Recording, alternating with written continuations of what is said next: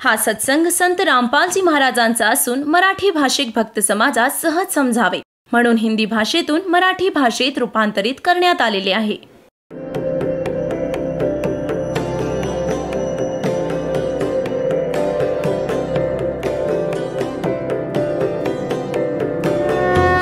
और ज्ञान सब ज्ञान डी कबीर ज्ञान सो ज्ञान और जैसे घोड़ा तोब कायम करता चले मैदान.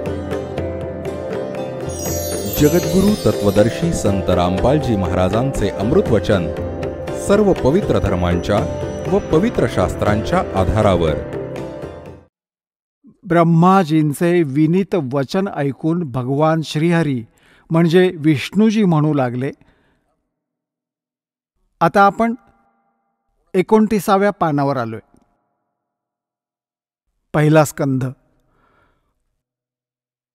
श्रीहरी त्यांना म्हणू लागले, ब्राह्मण सावधानतेने ऐक. विष्णूजी सांगू लागले ब्रह्माजींना, मी माझ्या मनातील विचार व्यक्त करतो. देवता, दानव, मानव सर्वांना हेच माहीत आहे की तुम्ही सृष्टी निर्माण करता. मी पालन करतो आणि शंकर संहार करतात. परंतु तरीही वेदातील पारगामी पुरुष आपल्या युक्तीने हे सिद्ध करतात की रचणे, पाळणे आणि संहार करण्याची ही योग्यता जी आपल्याला मिळाली आहे ह्याची अधिष्ठात्री शक्ती देवी आहे.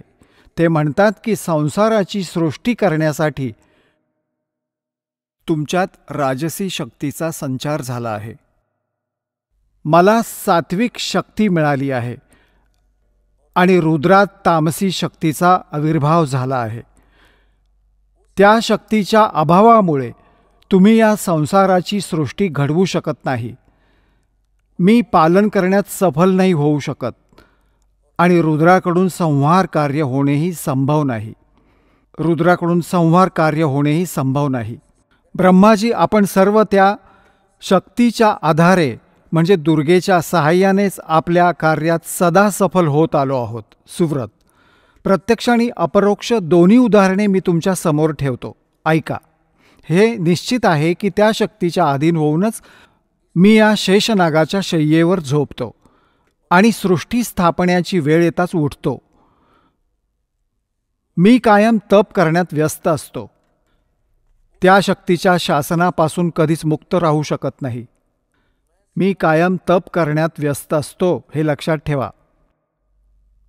त्या शक्तीच्या शासनापासून कधीच मुक्त राहू शकत नाही. कधी वेळ मिळाला तर लक्ष्मीबरोबर सुखाने वेळ घालवण्याचे सौभाग्य प्राप्त होते. मी कधी दानवांबरोबर, राक्षसांबरोबर युद्ध करतो. सर्व जगताला भय पोचवणाऱ्या दैत्यांच्या विक्राळ शरीरांना शांत करणे माझे परम कर्तव्य होते.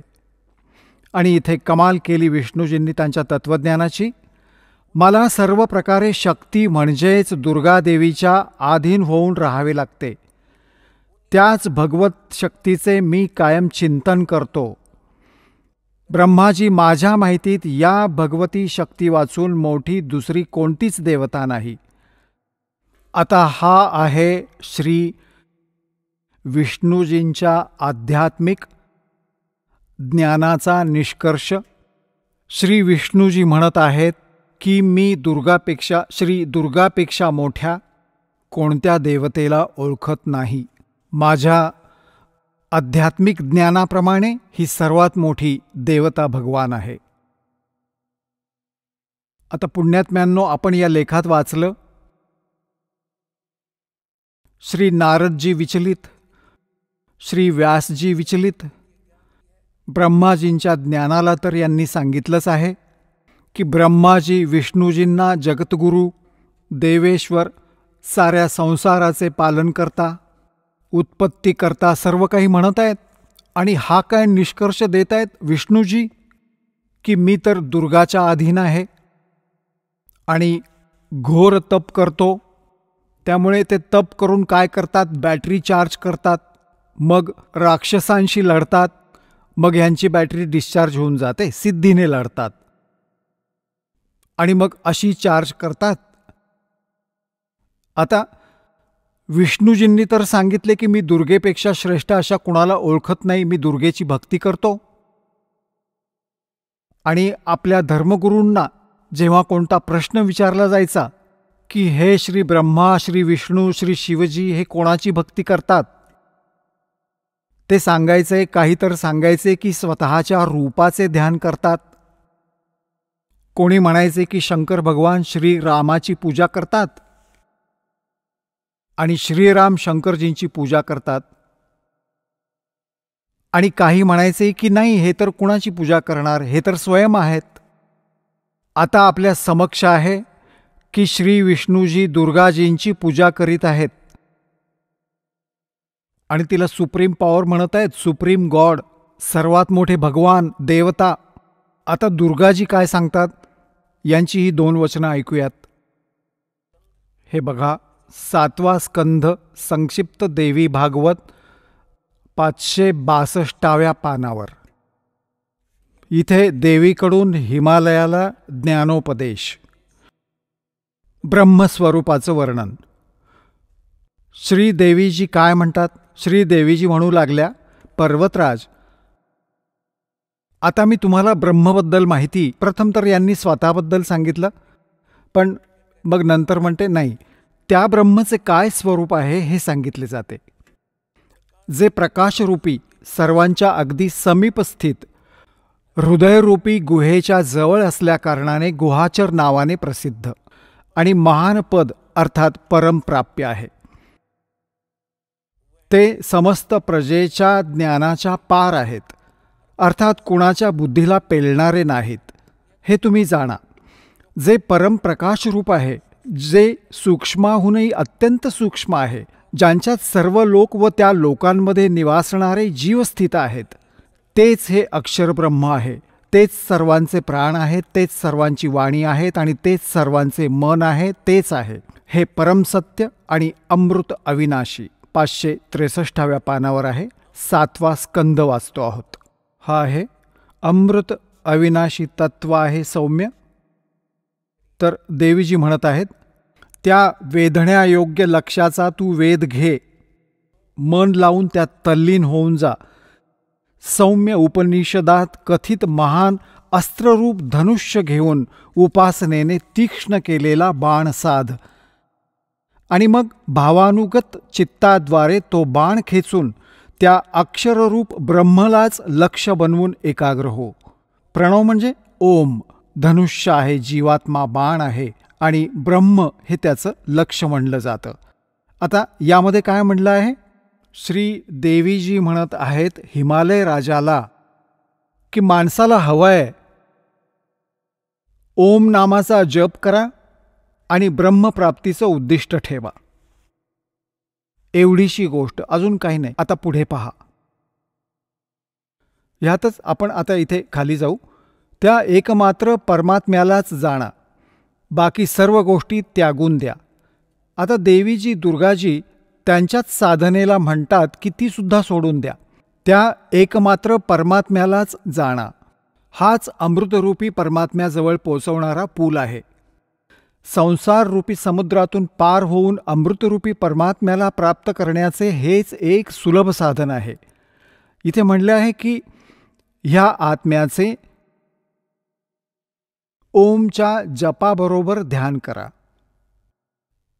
यामुळे अज्ञानमय अंधकाराच्या पूर्ण पलीकडे आणि संसार समुद्राच्या पार जो ब्रह्म आहे तो प्राप्त होईल, तुमचे कल्याण होईल. ते कुठे राहतात? आपण 563 वाचत आहोत. तो ह्या सर्वांचा आत्मा ब्रह्म, ब्रह्मलोकरूपी दिव्य आकाशात स्थित आहे. ब्रह्मलोकात राहतात असा सरळ अर्थ आहे. आता पुण्यात्म्यांनो, हे तर अध्यात्मज्ञान झाले दुर्गाजींचे. त्या काय सांगत आहेत?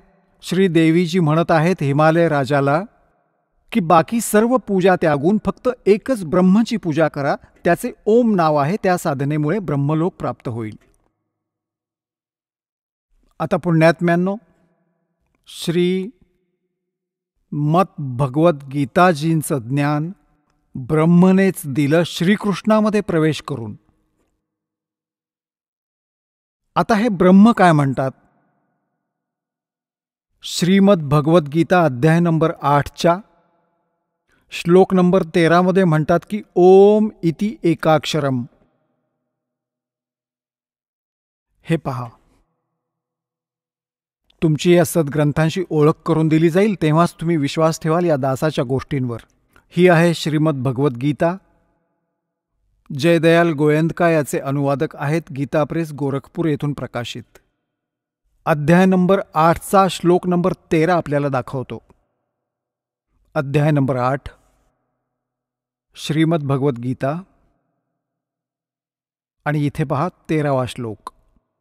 हा 13वा श्लोक आहे. ओम इति एकाक्षरम ब्रह्म व्याहरण माम अनुस्मरण यह प्रयाति त्यजम देहम स याति परमाम गतीम. आता गीता ज्ञानदाता ब्रह्म आहेत. हे म्हणतात की माम ब्रह्म, मज ब्रह्मचे ओम इति एकाक्षरम. ओम हे एक अक्षर आहे. व्याहरण माम अनुस्मरण, उच्चारण करून स्मरण करणारा. यह प्रयाति त्यजम देहम, जो शरीर सोडून जातो. स याति परमाम गतीम, तो परमगतीला प्राप्त होतो. ओम पासून मिळणारी परमगती ती काय आहे ते श्रीदेवीजींनी स्पष्ट केलं की ब्रह्मलोक प्राप्ती होईल. गीतेच्या अध्याय नंबर 8च्या श्लोक नंबर 16 स्पष्ट केलं आहे की ब्रह्मलोकपर्यंत हे सर्व लोक पुनरावर्तीमध्ये आहेत. म्हणजे तिथे गेलेला जीवही परत संसारात येतो, जन्ममृत्यू संपत नाही. हे पहा, अध्याय नंबर 8च वाचत आहोत आपण श्रीमद भगवद्गीतेचा आणि हा 16 नंबर आहे. हे अर्जुन, ब्रह्मलोकपर्यंत सर्व लोक पुनरावर्तीमध्ये आहेत. आता पुनरावर्तीचं इथे त्यांनी विश्लेषण दिलं आहे स्टारमध्ये. अर्थात ज्यांना प्राप्त होऊन परत संसारात यावे लागते असे पुनरावर्ती याला म्हणतात. आता पुण्यात्म्यांनो, आता हा ब्रह्म काय सांगत आहे.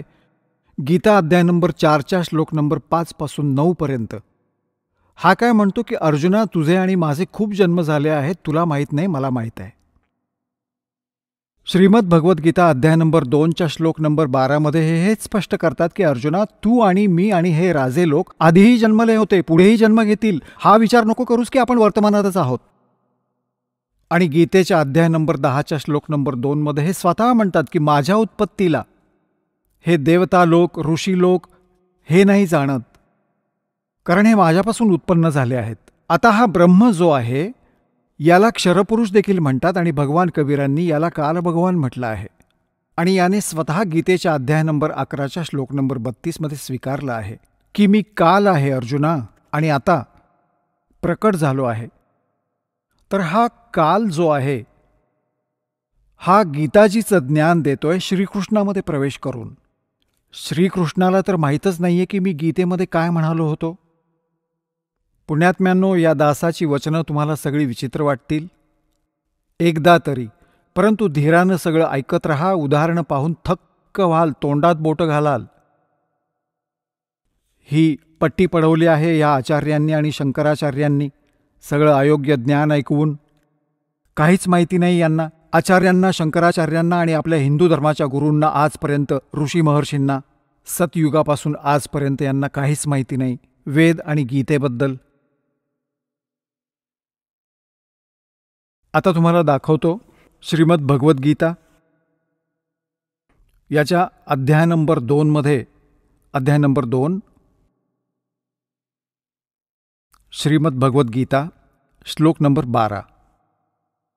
असं नाहीये की मी कुठल्या काळामध्ये नव्हतो किंवा तू नव्हतास किंवा हे राजे लोक नव्हते. आणि असंही नाही की यापुढे आपण सर्व असणार नाही. पुढे पहा, हे पहा, हा आहे गीता अध्याय नंबर 4 आणि श्लोक नंबर हा 5 आहे इथून. त्याचा अनुवाद यांनी इथं केला आहे. हे परंतप अर्जुन, माझे आणि तुझे खूप सारे जन्म झालेले आहेत. त्या सर्वांना तू जाणत नाहीस, मी जाणतो. मग इथे 9व्यामध्ये काय म्हणले आहे की हा 9वा श्लोक आहे 4थ्या अध्यायातील. हे अर्जुन, माझे जन्म आणि कर्म दिव्य अर्थात अलौकिक आहे. आता इथे काय सांगितलंय? अध्याय नंबर 2च्या श्लोक नंबर 17 म्हणले आहे की अर्जुन, नाशरहित तर त्याला जाण ज्यामुळे संपूर्ण जग व्याप्त आहे. या अविनाशीचा विनाश करण्यास कोणीही समर्थ नाहीये. म्हणजे गीता ज्ञानदात्याहून इतर आहे कोणी जो वास्तवात अविनाशी आहे. गीतेच्या अध्याय नंबर 15च्या श्लोक नंबर 1 ते 4 आणि 16-17 या 3 प्रभूंची माहिती आहे, 3 पुरुषांची. आणि प्रथम तुम्हाला अध्याय नंबर 10चा श्लोक नंबर 2 दाखवतो. हे पहा. अध्याय नंबर 10 श्रीमद भगवद गीता, अध्याय 10 आणि श्लोक 2 माझ्या उत्पत्तीला हे जे काही लिहितात, प्रभवम म्हणजे उत्पत्तीला, ना देवता लोक जाणतात आणि ना महर्षीजनही जाणतात, कारण की मी सर्व प्रकारांनी देवतांचं आणि महर्षींचं मूळ कारण आहे. आता हे काय स्पष्ट झालं की गीता ज्ञानदाता हा ब्रह्म आहे, क्षरपुरुष आहे. श्रीकृष्णामध्ये प्रवेश करून हा बोलत आहे. हे म्हणतात, माझा जन्म तर झाला आहे, उत्पत्ती तर झाली आहे, पण ब्रह्मा विष्णू महेश व ऋषी हे नाही जाणत, कारण हे यापासूनच जन्मले आहेत. ही यांची मुले आहेत. ब्रह्मा विष्णू महेश हे ब्रह्मचे पुत्र आहेत आणि दुर्गा या ब्रह्मा विष्णू महेशजी यांच्या माता आहेत, श्री दुर्गाजी. आता गीता ज्ञानदात्याने ब्रह्मने स्पष्ट केले आहे की मी नाशवंत आहे. माझा तर जन्ममृत्यू होतो, तर याच्या साधकाचाही जन्ममृत्यू होणार, कारण ब्रह्मलोकात जाणार आणि ब्रह्मलोकात गेलेला जीव परत जन्ममृत्यूमध्ये येतो. श्रीमद भगवद्गीता अध्याय नंबर 15च्या श्लोक नंबर 1 ते 4 आणि 16-17 3 पुरुष सांगितले आहेत. उलटा लटकलेला संसाररूपी वृक्ष आहे.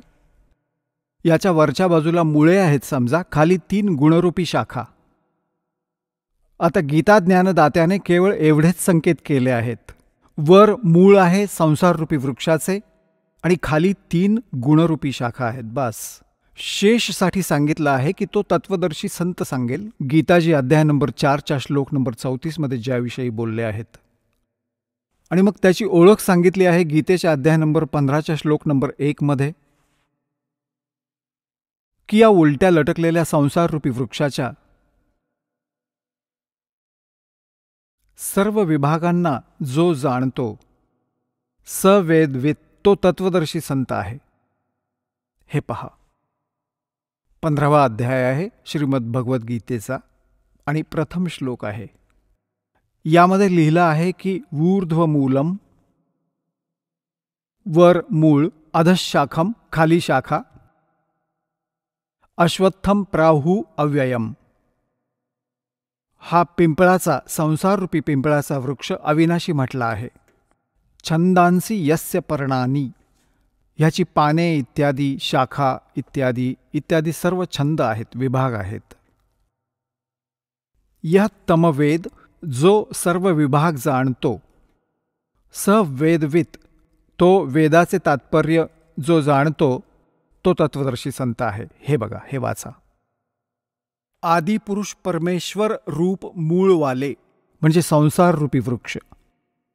प्रथम तुम्ही हे पाहाल, हा संसार रूपी वृक्ष आहे. ऊर्ध्वमूलम, वर तर मुळे आहेत. ऊर्ध्वमूलम, वर तर मुळे आहेत आणि खाली या शाखा आहेत. हा एक संसार रूपी वृक्ष आहे. हा एक संसार रूपी वृक्ष जाणा. आता ऊर्ध्वमूलम अधशाखम, आणि जो संत याच्या सर्व विभागांना समजावून सांगेल, तो तत्वदर्शी संत आहे. परमेश्वराने 600 वर्षांपूर्वी सांगितले होते. आता समजा हे झाड आहे जे पृथ्वीच्या बाहेर दिसते, याला झाड म्हणतात. तर परमात्मा कबीरजी स्वतः जेव्हा तत्वदर्शी संताची भूमिका निभावण्यास येतात, सहज शरीर येतात, जसं की वेदांमध्ये प्रमाण आहे, ते आपला ज्ञानोपदेश देतात. कबीर अक्षर पुरुष एक पेड़ है, निरंजन यानी सरपुरुष वा की डार, और तीनों देवा शाखा हैं, ये पात रूप संसार. आणि मुळे गुप्त आहेत, उपरोक्ष आहेत हे पहा. आता इथे काय सांगितलंय, अक्षर पुरुष एक वृक्ष आहे. आता समजा अक्षर पुरुष तणा आहे या संसाररूपी वृक्षाचा, इथून मोठी फांदी फुटते, यापैकी एक मोठी फांदी ही क्षरपुरुष आहे. हा अक्षर पुरुष आहे, याला परब्रह्मही म्हणतात. हा अक्षर पुरुष आहे एवढा, आणि यातून ही फांदी फुटली मोठी, हा क्षरपुरुष ब्रह्म समजा. क्षरपुरुष ब्रह्म ज्योत निरंजन, आणि याचे हे 3 पुत्र आहेत. रजगुण ब्रह्माजी, सतगुण विष्णूजी, तमगुण शिवजी आणि पातरूप संसार. आता हे गुप्त आहे, हे परमात्मा स्वतः आहेत. आता आपण वाचूया श्रीमद भगवद्गीता अध्याय नंबर 15 श्लोक नंबर 1 ते 4 आणि 16, 17. यामध्ये कॉन्सेप्ट क्लिअर होईल. बघा, हा 15वा अध्याय आहे, हा आपण वाचला. प्रथम मंत्र, प्रथम श्लोक. ऊर्ध्वमूलम, मुळे तर वर, खाली शाखा. हा संसाररूपी पिंपळाचा वृक्ष, अविनाशी वृक्ष समजा. छंदांसी यस्य पर्णानी, म्हणजे मुळे, शाखा, पाने इत्यादी याचे विभाग आहेत. आणि हा तमवेद जो ह्याला जाणतो. सवेदवित आदी पुरुष परमेश्वर मूलवाले यांनी अधशाखाचा अर्थ चुकीचा दिलाय, ब्रह्मरूप मुख्य शाखा केलाय. नाही, हे पहा, दुसऱ्या श्लोकात 2 वेळा अध शब्द आहे. याचा अर्थ इथे दिला आहे यांनी, अध म्हणजे खाली. अध म्हणजे खाली, स्पष्ट आहे. अध म्हणजे खाली. तर इथेही अधच लिहायचं होतं, त्यांना ज्ञान नव्हतं, त्यामुळे ते विचलित होत होते. ऊर्ध्वमूलम अधशाखम, वर मुळे आणि खाली शाखा असणारा या संसाररूपी पिंपळाच्या वृक्षाला अविनाशी म्हणतात. वेद ज्याची पानं सांगितली आहेत, अशा संसार वृक्षाला जो पुरुष, जी व्यक्ती मुळासहित तत्वाने जाणतो, मुळापासून सर्व भागांना तत्वाने जाणतो, योग्य जाणतो, सवेदवित, तो आहे वेदांच्या तात्पर्याला जाणणारा, अर्थात तो तत्वदर्शी संत आहे. ज्या विषयाबाबत 4थ्या अध्यायाच्या 34व्या श्लोकात म्हटले आहे की तत्वदर्शी संताकडे जाऊन परमात्म तत्वाच्या ज्ञानाला जाण. त्यानंतर ते जे म्हणतात तसे केल्याने मग तो जीव कधीही परत संसारात जन्म घेत नाही, त्याचा जन्म मृत्यू कायमसाठी संपुष्टात येतो. 15व्या अध्यायात 1 पासून 4 पर्यंतचा हा सारांश आहे.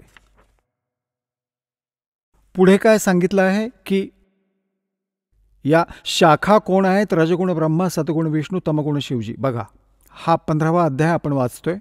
आपण 1 श्लोक क्लिअर केला. आता दुसरा.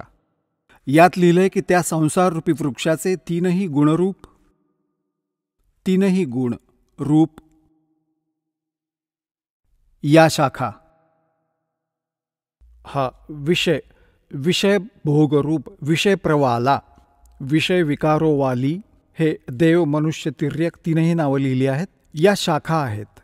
अध म्हणजे खाली, ऊर्ध्व म्हणजे वर पसरल्या आहेत. मनुष्य लोकात कर्मानुसार बांधली जाणारी ही मुलांनी म्हणजे मुख्य कारणे आहेत. खाली आणि वर पसरल्या आहेत. सगळीकडे नाही, फक्त खाली आणि वर. आता इथे ही कॉन्सेप्ट क्लिअर करावी लागेल. आता हे स्पष्ट करावे लागेल की हे रजगुण ब्रह्माजी, सतगुण विष्णूजी, तमगुण शिवजी आहेत. यासाठी पहा मार्कंडेय पुराण. हे मार्कंडेय पुराण, आणि हे कुठून प्रकाशित आहे? गीता प्रेस गोरखपूरहून. प्रकाशक आणि मुद्रक आहेत गीता प्रेस गोरखपूर, गोविंद भवन कार्यालय, कोलकाताचे संस्थान. याच्या 122-23 पानावर दाखवतो तुम्हाला. हे पहा, हे संक्षिप्त मार्कंडेय पुराण. पान 122 पासून आपण प्रारंभ करूया. इथं लिहिलं आहे की मार्कंडेयजी म्हणाले, मार्कंडेयजी ज्ञान देत आहेत. आता आपण 123 वर येऊया. 123 वर इथे आलो. रजोगुण प्रधान ब्रह्मा, तमोगुण प्रधान रुद्र आणि सत्वप्रधान विश्वपालक विष्णू आहे. याच 3 देवता आहेत आणि हेच 3 गुण आहेत. आता पुण्यात्म्यांनो, हे आपले धर्मगुरू आचार्य शंकराचार्य मंडलेश्वर यांच्यापैकी कोणीतरी योग्य सांगतात जेव्हा त्यांना कोणी प्रश्न विचारतं. की काय रजगुण ब्रह्मा, सद्गुण विष्णू, तमगुण शिवजी आहेत जे अगदी निष्पक्ष आहेत? ते तर योग्य सांगतात की हो नक्कीच शास्त्रात असंच लिहिलं आहे.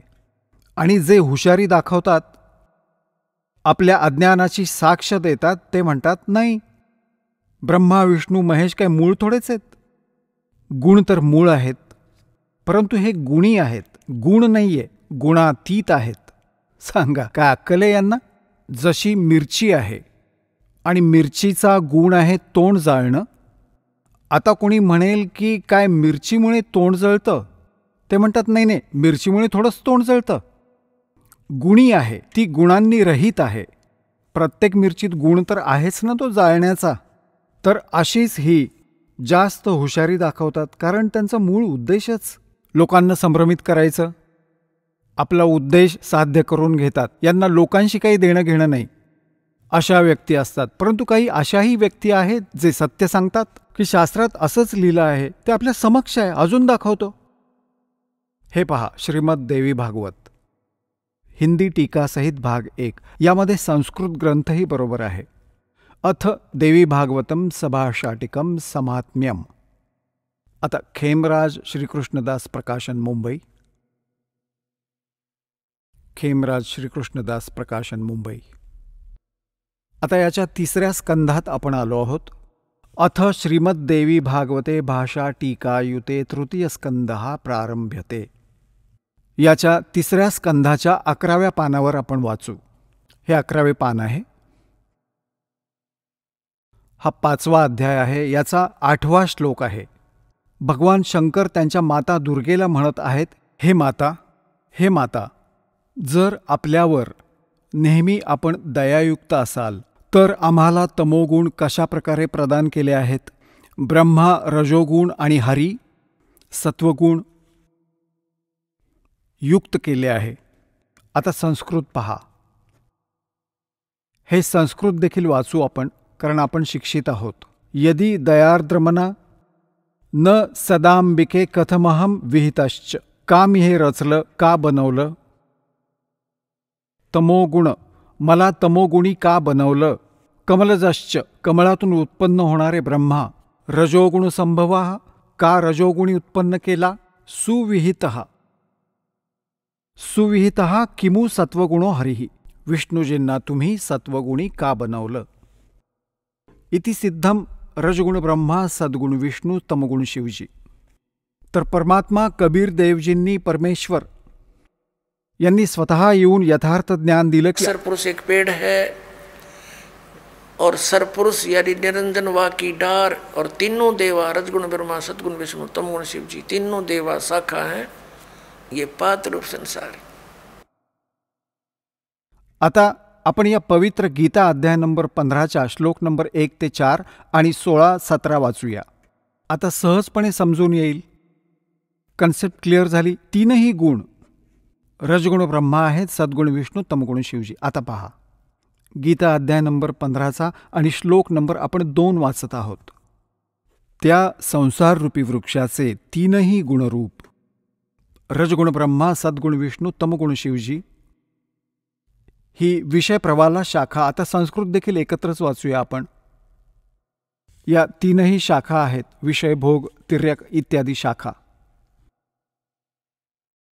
आता खाली आणि वर कसं, जसं हे श्रीमद भगवत गीताचं ज्ञान या पृथ्वी लोकावर बोललं जात होतं.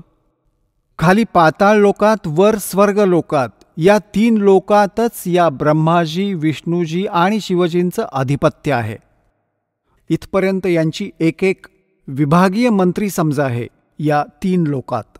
वरती स्वर्गापासून ते खाली पाताळापर्यंत इतकी यांची रेंज आहे, जे आहे ना प्रभुत्व आहे, यांची सीमा आहे. सर्वत्र हे पहा, खाली आणि वर, सर्वत्र नाहीये. वर पसरली आहे मनुष्य लोकात, आणि कर्मांच्या अनुसार बांधणारेही हेच मुख्य कारण आहे. खाली आणि वर हे व्याप्त आहे. आता 3ऱ्यात काय सांगितलंय की या संसार वृक्षाचे गीता ज्ञानदाता ब्रह्म आहेत, श्रीकृष्णामध्ये बोलत आहेत प्रवेश करून. आणि हे काय सांगतात की या संसाररूपी वृक्षाची जी मी माहिती या अध्यात्मज्ञानातून मी देत आहे गीतेच्या डिस्कशनमधून, तुझ्या माझ्या चर्चेमध्ये मी कंप्लीट नाही सांगू शकणार, कारण मला याचं पूर्ण ज्ञान नाहीये. बघा, अध्याय नंबर 15 श्लोक नंबर 3 वाचत आहोत. या संसार वृक्षाचं स्वरूप जसं म्हटलं आहे तसं इथे विचारकालमध्ये, तुझ्या माझ्या चर्चेमध्ये, गीताजीच्या डिस्कशनमध्ये नाही मिळू शकणार. म्हणजे मी नाही जाणत या पूर्ण संसाराचा आदी आणि अंत. संसाररूपी वृक्षाचा म्हणजे सर्व ब्रह्मांडाबद्दल मला नाही कंप्लीट माहिती, कारण की ना याचा आदी आहे ना अंत, आणि ना याची चांगली स्थिती आहे. म्हणून या सुविरूढ मूलम म्हणजे मूळ जे आहे तो परमात्मा आहे, अविनाशी आहे. त्याचा लोकसुद्धा अविनाशी आहे.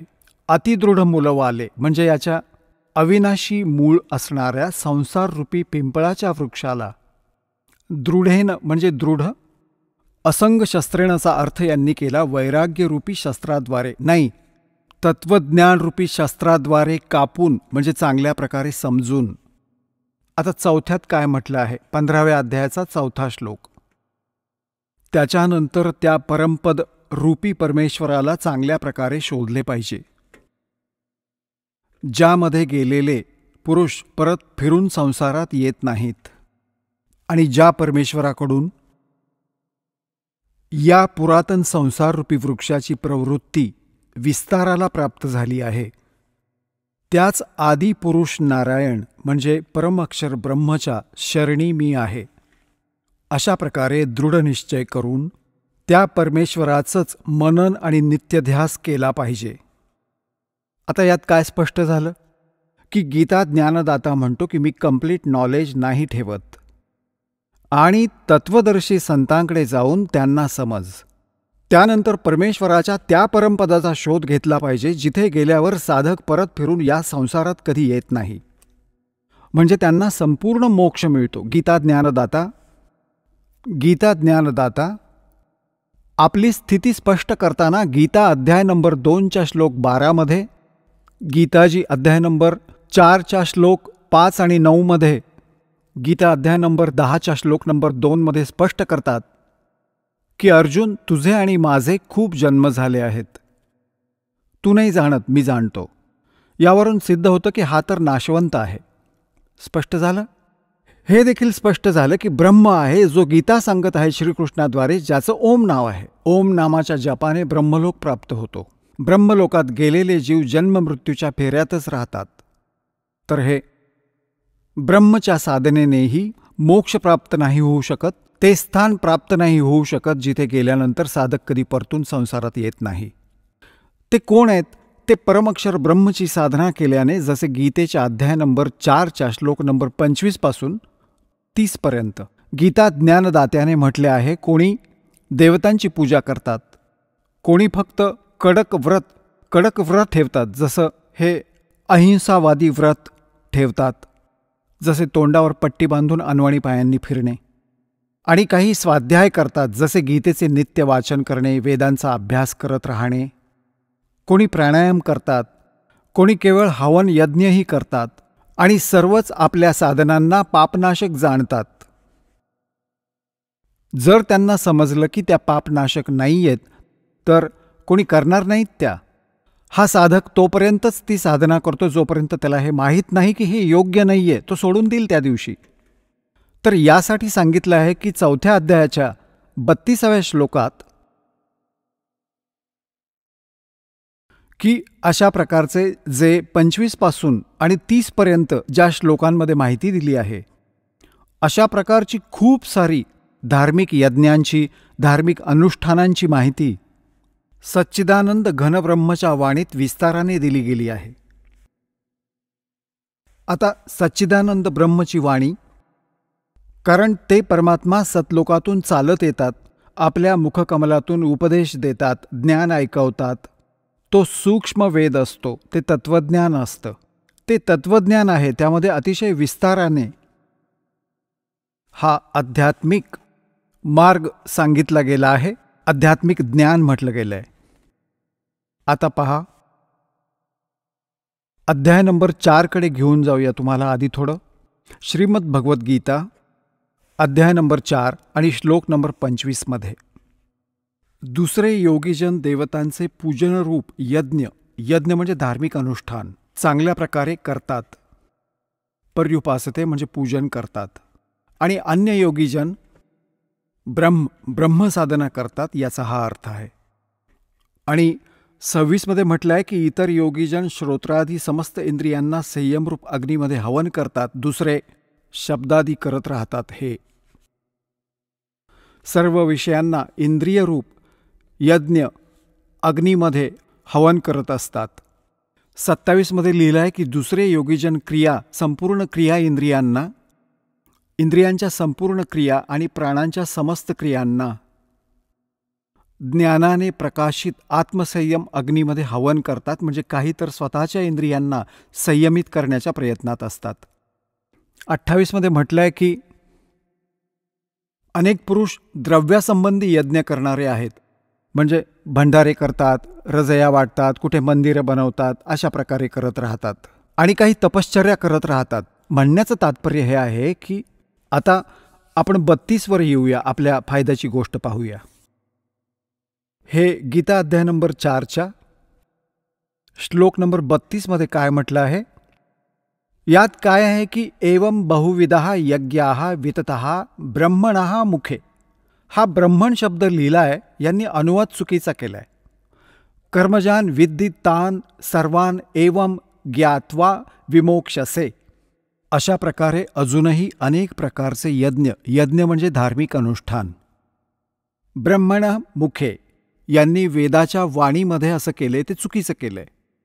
इथे पहा, अध्याय नंबर 17च्या श्लोक नंबर 23मध्ये हाच ब्रह्मण शब्द आहे. याच्यामध्ये श्रीमद भगवद्गीता अध्याय नंबर 17चा श्रीमद भगवद्गीता आणि श्लोक नंबर 23मध्ये ओम तत्सत इति निर्देशः ब्रह्मणः त्रिविधः स्मृतः.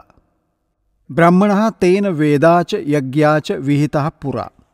याचा अनुवाद काय केलं की ओम ओम तत् तत् सत सत ओम तत्सत असे हे 3 प्रकारचे ब्रह्मण म्हणजे सच्चिदानंद घनब्रह्मचं नाव म्हटलं आहे.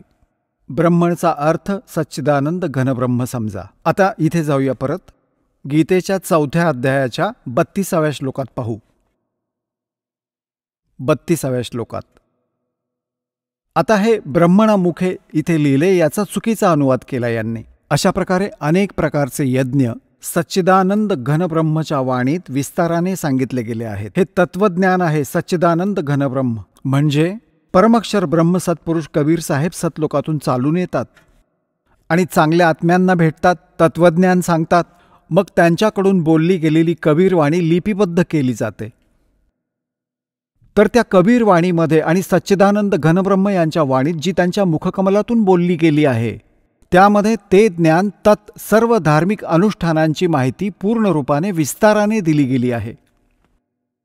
ते तत्वज्ञान आहे. ते जाणून घेतल्यानंतर मग सर्व कर्मांमधून मोक्ष प्राप्त होतो. त्या 4थ्या अध्यायाच्या 34व्या श्लोकात म्हटलं आहे, पहा. हे पहा, 4थ्या अध्यायाचा 32वा श्लोक कंप्लीट वाचूया, आता लक्षात येईल. अशा प्रकारे अजूनही अनेक प्रकारचे यज्ञ म्हणजे धार्मिक अनुष्ठानाची माहिती. हे सच्चिदानंद घनब्रह्मची वाणी वाचा. हे चुकीचं लिहिलं आहे. ब्रह्मण म्हणजे वेद नाही होऊ शकत. सच्चिदानंद घनब्रह्मची वाणी म्हणजे परमाक्षर ब्रह्मची वाणी. याला तत्वज्ञान सुद्धा म्हणतात, विस्ताराने म्हणतात. त्या सर्वांना तू कर्मजान म्हणजे नाम, उठता नाम, बसता नाम, झोपताना जागताना नाम, काम करता करता, दैनंदिन कार्य करता करता त्यांची ती साधना होत असते. कर्मजान शारीरिक, मन, इंद्रिय आणि सर्व क्रियांमधून संपन्न होणाऱ्या त्यात लिहिलं आहे की काम करता करता क्रिया करतात. कर्मयोगाने संपन्न होतात त्या सर्व क्रिया. अशा प्रकारे तत्वाने जाणून त्यांच्या अनुष्ठानाद्वारे तू कर्मबंधनातून सर्वथा मुक्त होशील. आता पुण्यात्म्यांनो, 4थ्या अध्यायाच्या 34व्या श्लोकात सांगितलेलं ते तत्वज्ञान, हा 4थ्या अध्यायाचा श्रीमद भगवद्गीता हा 34वा श्लोक आहे. त्या ज्ञानाला जे सच्चिदानंद घनब्रह्मने म्हणजे परमेश्वराने स्वतः येऊन जे ज्ञान दिले सूक्ष्म वेद ते तत्वज्ञान, ते त्यांच्या वाणीत लिहिलेलं असतं. आणि ते तत्वज्ञान ते संतच जाणतात जे त्याच्याशी परिचित आहेत. तत्वज्ञान आणि तत्वदर्शी संतांना गीताज्ञानापेक्षा इतर ज्ञान असते. जर तत्वज्ञानाची माहिती ब्रह्मला असती तर एक अध्याय अजून लिहिला असता. त्यांना हे ज्ञान नव्हते. आता इथे पहा. आता 34 मध्ये म्हटलं आहे, गीता अध्याय नंबर 4च्या श्लोक नंबर 34 मध्ये म्हटले आहे की त्या ज्ञानाला जे सच्चिदानंद घनब्रह्मच्या वाणीत विस्ताराने सांगितले गेले आहे.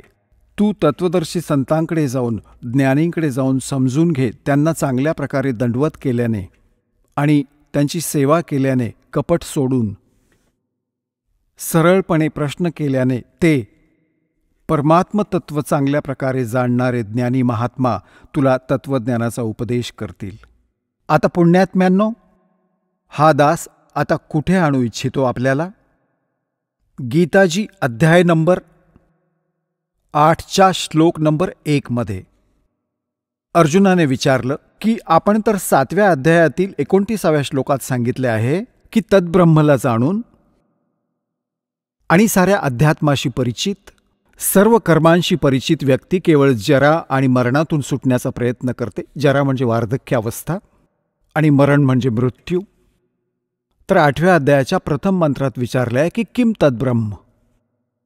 हे पहा, ही आहे श्रीमद भगवद्गीता अध्याय नंबर 7 आणि श्लोक नंबर 29 हा 29. इथे याचं फक्त संस्कृत आहे, पुढे याचा अनुवाद आहे. जरा मरण मोक्षाय.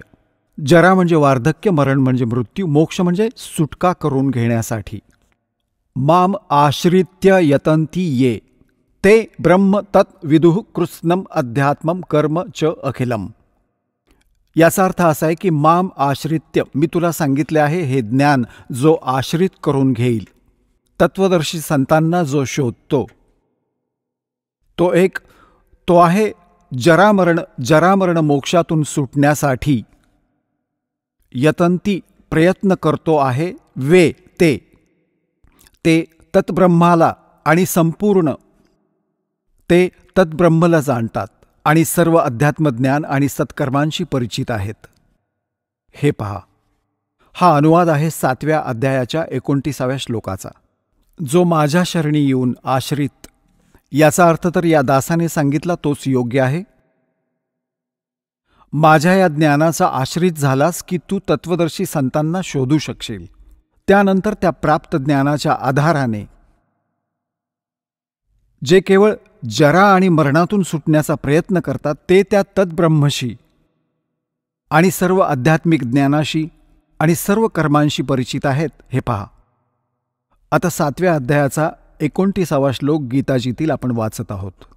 जो मला आश्रित्य म्हणजे शरण येऊन जरा आणि मरण, जरा म्हणजे वार्धक्य, मरण म्हणजे मृत्यू पासून सुटण्यासाठी प्रयत्न करतात ते त्या ब्रह्मला आणि संपूर्ण अध्यात्माला.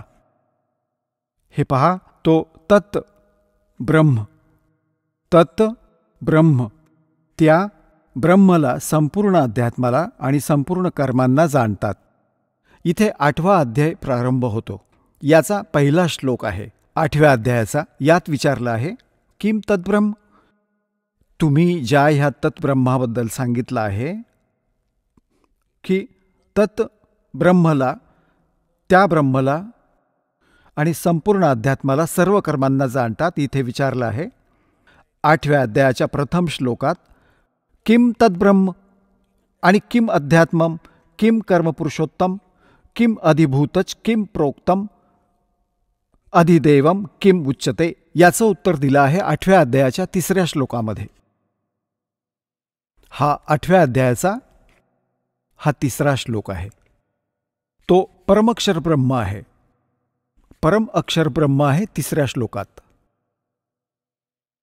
आता पुण्यात्म्यांनो, आता आपण येऊया गीतेच्या अध्याय नंबर 15च्या श्लोक नंबर 16 आणि 17 मध्ये. यामुळे सगळी कॉन्सेप्ट जी दास करू इच्छितो ती क्लिअर होऊन जाईल. हा पहा, हा गीता अध्याय नंबर 15 आणि इथे हा 16वा श्लोक आहे. इथे 2 पुरुष सांगितले आहेत, दिव्यम द्वौ इमौ पुरुषौ, दोन पुरुष, दोन प्रभू, दोन स्वामी, एक क्षर आणि एक अक्षर. याला क्षरपुरुष म्हणा. हे दोन्ही पुरुष इथे बघू शकता, क्षरपुरुष आणि अक्षरपुरुष. आणि इथे या अनुवादाचा एक अनुवाद बघूया. ह्या संसारात नाशवंत आणि अविनाशी असे दोन प्रकारचे पुरुष म्हणजे प्रभू, पुरुष म्हणजे स्वामी, भगवान म्हटले आहेत. आणि सर्व जीवांचे शरीर नाशवंत आहे आणि आत्म्याला अविनाशी म्हटले आहे. याचा भावार्थ हा आहे की क्षरपुरुष हा तर ब्रह्म आहे आणि अक्षरपुरुष हा परब्रह्म आहे. क्षरपुरुष जो आहे तो हा ब्रह्म 21 ब्रह्मांडांचा स्वामी आहे आणि अक्षरपुरुष हा 7 शंख ब्रह्मांडांचा स्वामी आहे. हे दोघेही आणि याच्या अंतर्गत जेवढे प्राणी आहेत ते सर्व नाशवंत आहेत, परंतु जीवात्मा तर कोणाचाच मरत नाही, तो तर विषयच वेगळा आहे. आता हे स्पष्ट करून दिलं की दोन्ही नाशवंत आहेत, क्षरपुरुष आणि अक्षरपुरुष. भले अक्षर म्हणजे अविनाशी असतो, परंतु याचे खूप दीर्घायुष्य आहे, ज्या कारणाने त्यांना अक्षर म्हटलं आहे, म्हटलं जातं, परंतु ते वास्तविक अविनाशी नाही आहेत. याची कॉन्सेप्ट 15व्या अध्यायाच्या 17व्या श्लोकात स्पष्ट केली आहे की उत्तम पुरुष तू अन्यः आणि परमात्मा इति उदारतः. पहा, 15व्या अध्यायाचा आपण हा 16वा वाचला, आता 17वा वाचू. उत्तम पुरुष तू अन्य परमात्मा इति उदारतः य लोकत्रयम आविश्य विभर्ति अव्यय ईश्वरः.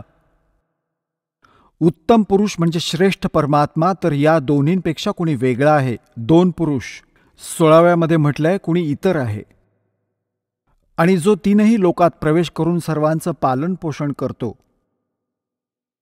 अविनाशी परमेश्वर परमात्मा अशा प्रकारे म्हटलं गेलं आहे. आता पुण्यात्म्यांनो, आता तुम्ही हा उलटा लटकलेला संसाररूपी वृक्ष पाहिला. हा पहा, हा उलटा लटकलेला संसाररूपी वृक्ष आहे आणि याची वर मुळे आणि खाली तीनही गुणरूपी शाखा आहेत. तर मुळापासूनच पूर्ण वृक्षाला आधार मिळतो तीनही लोकात प्रवेश करून.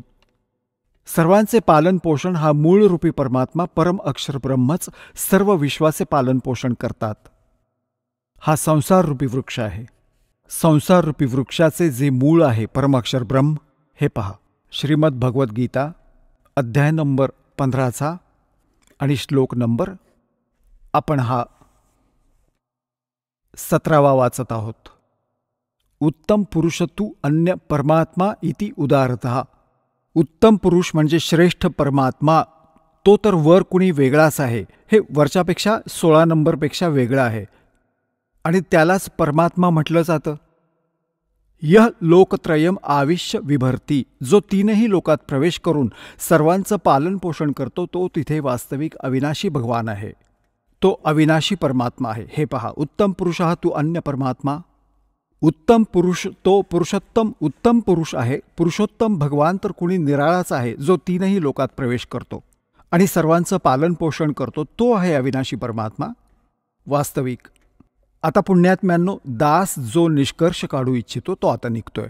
आता जो प्रसंग चालू होता की विष्णूजी तर म्हणत होते की मी दुर्गेपेक्षा श्रेष्ठ कुणालाच मानत नाही. हे आध्यात्मिक ज्ञानाच्या जेवढे मला आहे, माझ्या ज्ञानानुसार दुर्गापेक्षा श्रेष्ठ भगवान नाही. विष्णूजी म्हणतात की मी दुर्गाची भक्ती करत असतो आणि आपले आचार्य शंकराचार्य म्हणतात की ते आपल्या स्वरूपाची भक्ती करतात, हे कुणाचीच भक्ती नाही करत.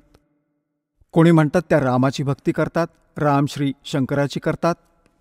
ही यांची दंतकथा आहे, लोकवेद होता. आता दुर्गाजींनी स्पष्ट केलं. त्या म्हणतात ब्रह्मची पूजा करा, माझी पूजा त्यागा. त्याचे ओम नाम आहे, ओम नामाच्या जपाने ब्रह्मलोक प्राप्त होईल. गीताजीने स्पष्ट केलं की गीता ज्ञानदाता ब्रह्म आहे. त्याचे एक ओम अक्षर आहे, त्याची साधना करणारा ब्रह्मलोकात जातो. ब्रह्मलोकात गेलेला जीव परत जन्ममृत्यूमध्ये येतो. हा स्थायी मोक्ष नाही.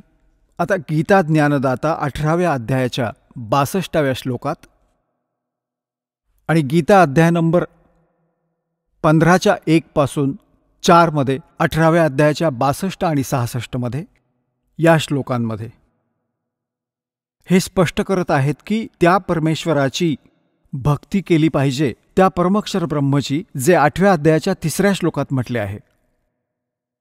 त्याची भक्ती केली पाहिजे. त्याची साधना केल्याने जीव कधीच परतून संसारात येत नाही. परमेश्वराच्या त्या परमपदाची प्राप्ती होते.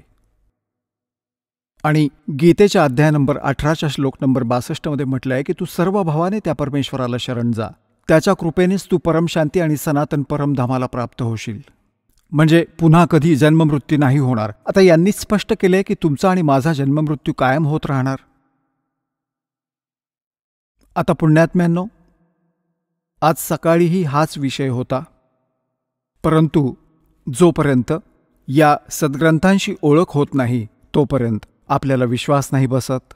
कारण आपण दुधाने तोंड पोळले आणि ताकसुद्धा फुंकर मारून पितो, तर दासाला वाटतं की तुम्हाला इतकं दृढ करावं की आपण सद्ग्रंथांना पाहून तुम्ही बिलकुल पक्क व्हावं आणि मग त्यागाल तुम्ही ते नकली गुरु आचार्य आणि शंकराचार्यांना आणि स्वतःचं कल्याण कराल. श्रीमद भगवद्गीता अध्याय नंबर 8च्या श्लोक नंबर 3 मध्ये स्पष्ट झाले की तो परमअक्षर ब्रह्म आहे. श्रीमद भगवद्गीता अध्याय नंबर 15च्या श्लोक नंबर 1 ते 4 आणि 16-17 मध्ये स्पष्ट झालं की वर मुळे म्हणजे पूर्ण परमात्मा आहे. अक्षरपुरुष त्याचा तणा आहे, क्षरपुरुष फांदी आहे. तीनही गुण रजगुण ब्रह्मा, सद्गुण विष्णू, तमगुण शिवजी या संसार रूपी वृक्षाच्या शाखा आहेत. आणि हे देखील स्पष्ट झालं की सर्वांचं पालन पोषण करणारा आणि वास्तवात अविनाशी परमात्मा परमअक्षर पुरुष आहे, परमअक्षर ब्रह्म आहे. आता गीता अध्याय नंबर 8च्या श्लोक नंबर 5 मध्ये आणि 7 मध्ये गीता ज्ञानदाता आपल्या साधनेसाठी म्हणतात की माझी भक्ती कर. त्यासाठी त्यांनी मंत्र सांगितला 8व्या अध्यायाच्या 13व्या श्लोकात की माझं एक ओम अक्षर आहे, नथिंग एल्स. आणि माझी भक्ती करायची असेल तर ओम अक्षर आहे, तर मला प्राप्त होशील, परंतु युद्ध करावे लागेल.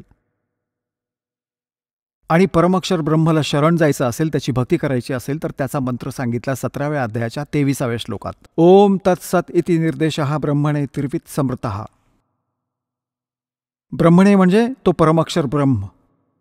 तो पावण्याचे, त्याच्या भक्तीचे केवळ ओम तत्सत या 3 मंत्रांचा जप करण्याचा, स्मरण करण्याचा, 3 प्रकारे स्मरण करण्याचा आदेश आहे, निर्देश आहे. निर्देश म्हणजे फायनल निर्णय, नथिंग एल्स. तर त्याची साधना केल्याने तो 8व्या अध्यायाच्या 8, 9, 10व्या श्लोकात म्हटलं आहे की त्याची भक्ती करशील तर त्या परमात्म्याला, परमअक्षर ब्रह्मला प्राप्त होशील.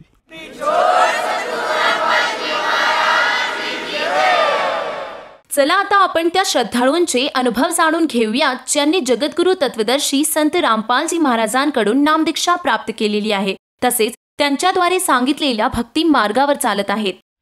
नमस्कार सतसाहेब. आपलं नाव? जनाबाई ज्ञानोबा आव्हाड. आपण कुठून आलात? पुणे, महाराष्ट्र. आपला व्यवसाय काय आहे? मी गृहिणी आहे. संत रामपालजी महाराजांची गुरुदीक्षा आपण कधी घेतली? 13 डिसेंबर 2015ला संत रामपालजी महाराजांची नामदीक्षा घेतली. संत रामपालजी महाराजांची गुरुदीक्षा घेण्या अगोदर आपण व आपला परिवार कोणती भक्ती साधना करत होतात? संत रामपालजी महाराजांची नामदीक्षा घ्यायच्या आधी हिंदू धर्मामध्ये जे पारंपरिक पद्धतीची भक्ती आहे ती करायचो. मंदिरात जाणे, चतुर्थी धरणे, एकादशी व्रत करणे आणि आमच्या घरापासून आळंदी जवळ आहे तिथे संत ज्ञानेश्वराची समाधी आहे, तिथे दर्शनाला जायचो. साई मंदिर पण आहे, साई मंदिरला जायचो. आणि आमच्या घरी देवीची परडी आहे, तेही नवरात्रामध्ये नाही 9 दिवस घट बसवणे, ते परड्या भरणे, 9 सवासणी जेव घालणे, असे हे भक्ती साधना करायचो. जसं तुम्ही सांगत आहात की आपण महाराष्ट्रामध्ये जी प्रचलित भक्ती साधना आहे ती भक्तिविधी आपण करत होतात, जसे की पूजापाठ करणे, मंदिरात जाणे, व्रतवैकल्य करणे, या सर्व भक्ती साधना आपण करत होतात. पण मला असं विचारायचं आहे की या भक्तिविधी तर आपण करतच होतात, तर आपल्याला अशी का गरज भासली की आपण संत रामपालजी महाराजांची नामदीक्षा किंवा त्यांच्याकडनं गुरु उपदेश घ्यावा आणि आपण त्यांच्या मार्गात कसे आलात? लहानपणापासून म्हणजे आम्हाला भक्तीची आवड होती, त्यामुळे आम्ही आध्यात्मिक कार्यक्रम पाहत असायचो. आणि एके दिवस असं आध्यात्मिक कार्यक्रम बघता बघता संत रामपालजी महाराजांचा सत्संग टी व्हीला लागला आणि आम्ही पाहिला, म्हणजे असं रोज तो सत्संग बघायला लागलो. पाहत मग एके दिवशी असं ज्ञानगंगा पुस्तक मागवलं आम्ही आश्रममधून आणि ज्ञानगंगा पुस्तक वाचलं आणि मग भगतजींनी आधी नामदीक्षा घेतली आणि त्यांच्यानंतर म्हणजे 4 महिन्यांनी मी नामदीक्षा घेतली. जसं तुम्ही सांगत आहात की संत रामपालजी महाराजांचं जे सत्संग आहे हे आपण टी व्ही चॅनलच्या माध्यमातून बघत होतात, त्याचप्रमाणे ज्ञानगंगा पुस्तक हे आपण वाचलं आणि त्यातनं आपल्याला असा बोध झाला की आपण सुद्धा संत रामपालजी महाराजांची नामदीक्षा घ्यावी. तर जेव्हा आपण संत रामपालजी महाराजांच्या शरणात आलात आणि त्यांचा गुरुमंत्राचा जेव्हा आपण जाप केला त्यानंतर आपल्याला व आपल्या परिवाराला काय काय लाभ प्राप्त झाला? संत रामपालजी महाराजांच्या आश्रममध्ये आल्यावर मला म्हणजे खूप ॲलर्जीचा त्रास व्हायचा. दरवर्षी थंडीच्या दिवसात म्हणजे त्रास व्हायचा तो, आणि असा श्वास घ्यायला त्रास व्हायचा. आणि डॉक्टरांना दाखल होतं, पण डॉक्टरांनी सांगितलं की तुम्हाला अस्थमाची सुरुवात आहे. आणि मग थोडे दिवस ते गोळ्या घेतल्या की राहायचा. आणि परमात्माला असं प्रार्थना केली की परमात्मा ते तुमच्यावरच नाही का, ते म्हणजे अस्थमाची सुरुवात आहे. पण परमात्माला प्रार्थना केली आणि तो त्रास म्हणजे असं कमी होत होत आता पूर्णपणे बरा झालेला आहे. आणि माझा एक 5 वर्षाचा मुलगा आहे, तो आत्ता म्हणजे सध्या 10 वर्षाचा आहे. नामदीक्षा घ्यायच्या आधी त्याला दरवर्षी म्हणजे उन्हाळ्यामध्ये असं उष्णतेने ना डोक्यामध्ये फोडी यायच्या, घामगालांडी. आणि एक आला की त्याच्या वासाने दुसरं यायचा, ते फुटून परत असं वासाने सर्व डोक्यामध्ये यायचे आणि त्याला खूप असा त्रास व्हायचा. आणि मग जेव्हापासून नामदीक्षा घेतली त्याच्यानंतर तो त्रास त्याला कधीच झाला नाही. आज तो 10 वर्षाचा आहे. आणि आमच्या भगतजींच्या पायाला एक गाठ आली होती, ती इथं पुण्यामध्ये वायसीमा हॉस्पिटल आहे तिथं दाखवलं होतं, पण त्यांनी ऑपरेशन करायला सांगितलं होतं. आणि ह्यांना कामावरून सुट्टी भेटत नसल्यामुळे आणि उन्हाळ्याचे दिवस होते, भगतजी म्हणले आता ऑपरेशन केलं तर खूप त्रास होईल, म्हणून आपण जरा नंतर करू. आणि ती गाठ मोठी होत होती आणि भगतजीला उठायला बसायला त्रास होत होता. म्हणून भगतजींनी असं परमात्माला प्रार्थना केली की परमात्मा तुम्ही एवढे मोठे लोकांचे कॅन्सरसारखे आजार बरे करता, हा तर काय आपला छोटासा आहे, असं परमात्माला प्रार्थना केली आणि ती आपोआप थोड्या दिवसांनी राहून गेली. जसं तुम्ही सांगत आहात की संत रामपालजी महाराजांच्या सद्भक्तीमुळे आपल्याला व आपल्या परिवाराला बरेचसे लाभ प्राप्त झाले. आपल्याला जो काही ॲलर्जीचा त्रास होता त्यातून आपल्याला उपलब्धी झाली आणि त्यातून आपण बाहेर आलात. तो त्रास आज आपल्याला नाही आहे. परंतु मला असं विचारायचं आहे की हा जो ॲलर्जीचा जो आपल्याला त्रास होता तो किती दिवसापासून होता आणि आजच्या घडीला आपण त्या ॲलर्जीच्या त्रासासाठी किंवा त्या व्याधीसाठी आपण कुठल्याही प्रकारचे औषध उपचार घेत आहेत का? हा तो त्रास मला 3 वर्षापासून होता आणि त्याच्यासाठी ते डॉक्टरने असं पंप दिला होता. ती एक गोळी घेतली तर 3 दिवस त्रास व्हायचा नाही आणि मग परत त्रास व्हायचा. नामदीक्षा घेतल्यापासून तो आता म्हणजे पूर्णपणे बरा झाला आहे. आता एकही गोळी घेत नाही. या गोष्टीला आजच्या घडीला किती वर्षे लोटून गेलेत? 1 वर्ष झालं. जसं आपण सांगत आहात की संत रामपालजी महाराजांच्या शरणात आल्यानंतर आपल्याला जो पूर्वीचा अस्थमेचा दमेचा जो काही त्रास होता, जी काही ॲलर्जीचा आपल्याला त्रास होता तो पूर्णपणे बरा झाला. तर आज समाजामध्ये असे बरेचसे लोक आहेत की जे वेगवेगळ्या प्रकारच्या आजारांपासून त्रस्त आहेत. उदाहरणार्थ कोणाला TB झालेला आहे, कोणाला कॅन्सर आहे. असे बरेचसे असह्य रोग आज समाजामध्ये बऱ्याच लोकांना आहेत आणि त्या रोगापासून मुक्त होण्यासाठी ते धडपड करत आहेत. वेगवेगळ्या प्रकारच्या ट्रीटमेंट घेत आहेत. जो कोणी सांगेल त्याप्रमाणे ते वागत आहेत. तर अशा लोकांसाठी आपण आपल्या अनुभवातून काय संदेश द्याल? संत रामपालजी महाराजांची नामदीक्षा घेतल्यानंतर माझा अस्थमाचा त्रास बंद झाला आणि माझ्या मुलाचाही त्रास बंद झाला. संत रामपालजी महाराज शास्त्रानुसार भक्ती देतात, ती भक्ती केल्याने लाभ होतात. आणि ज्ञानगंगा पुस्तकं वाचा, ज्ञान समजून घ्या आणि नामदीक्षा घ्या आणि आपलं कल्याण करा. जसं तुम्ही सांगत आहात की संत रामपालजी महाराज हे शास्त्रोक्त भक्ती देतात आणि त्या भक्तीच्या जोरावरच साधकाला लाभ प्राप्त होतात. तर ह्या अनुषंगाने जर एखादा साधक संत रामपालजी महाराजांची नामदीक्षा घेऊ इच्छित असेल तर तो व्यक्ती किंवा तो साधक नामदीक्षा कशी घेऊ शकेल? संत रामपालजी महाराजांची नामदीक्षा घेण्यासाठी अनेक प्रकारच्या चॅनलवरती संत रामपालजी महाराजांचे सत्संग चालत असतात.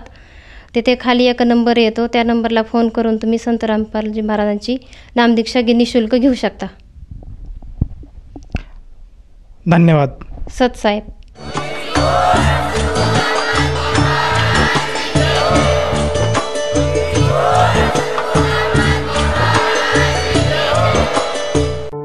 आपण ऐकत होता जगद्गुरु तत्वदर्शी संत रामपालजी महाराजांचे मंगल प्रवचन. निःशुल्क नामदीक्षा प्राप्त करण्यासाठी आणि अधिक माहितीसाठी संपर्क करा 7030303951 7030303952. आमची वेबसाईट आहे www.jagadgururampalji.org. सर्व पवित्र धर्मांच्या पवित्र शास्त्रांवर आधारित प्रमाणित अनमोल पुस्तक ज्ञानगंगा किंवा जगण्याचा मार्ग यापैकी कोणतेही एक पुस्तक निःशुल्क मागविण्यासाठी आम्हाला आपले पूर्ण नाव, पूर्ण पत्ता, पिनकोड सहित आणि फोन नंबर लिहून 7030303951 7030 70303952 या नंबरावर SMS करू शकता किंवा आम्हाला 7030303950 या नंबरावर व्हॉट्सअप देखील करू शकता.